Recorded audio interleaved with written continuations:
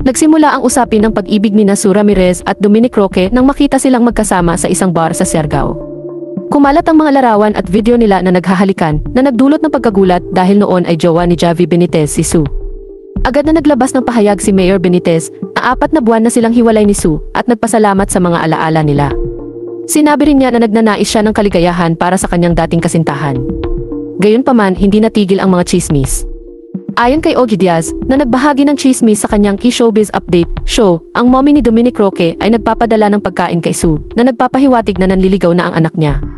Iginiit ni Ogie na mukhang nairita si Sue kapag nababanggit ang pangalan ni Javi at hindi sila naghiwalay ng maganda. Nang maglaon, lumabas ang balita na ang magulang ni Mayor Benitez ay hindi boto kay Sue at nais nilang iba ang makasama ng kanilang anak. May mga nagsasabi na ang paghahalikan ay isang besoki lang, isang simpleng pamamaalam, ngunit hindi pa nagbibigay ng pahayag ang dalawa tungkol sa chismis. Ang buong kwento ay nagdulot ng malaking usapan sa social media na may mga nakikiramay kay Sue at mga nagagalit kay Dominic dahil sa tila pagmamadali nitong ligawan si Sue. Hanggang ngayon, patuloy pa rin ang paglabas ng iba't ibang chismis tungkol sa dalawa.